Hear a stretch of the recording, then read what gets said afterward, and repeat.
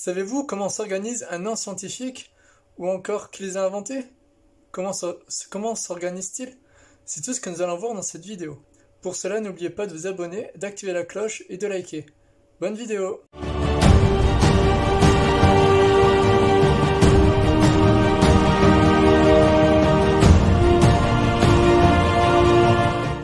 Ce système a été utilisé pour la première fois par Guillaume Rondelet. Jean Boin fut le premier à avoir eu l'idée de classer les animaux par genre et par espèce, mais il ne parvint pas à l'imposer dans le monde scientifique. Ce principe est encore valable chez les zoologistes actuels. Niklas Lang est le premier à avoir utilisé ce principe en zoologie. La zoologie est tout simplement le fait d'étudier les animaux. Avant, le système de Linné en décrivait par des courtes phrases latines les espèces.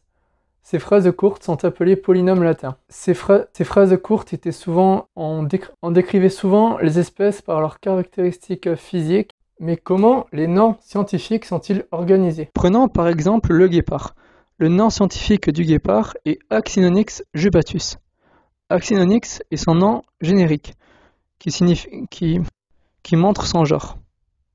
Et jubatus est l'épithète spécifique, sert à désigner l'espèce au sein du genre.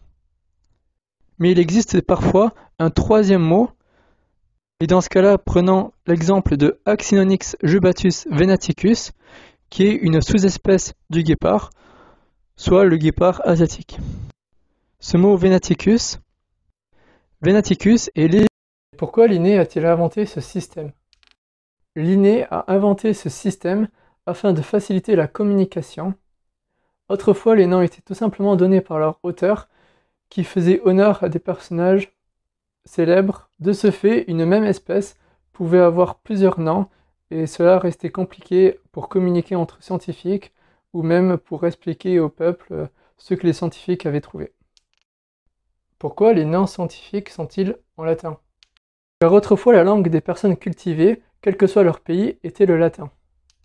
Quelques règles. En écriture cursive, l'usage typographique veut qu'il soit souligné.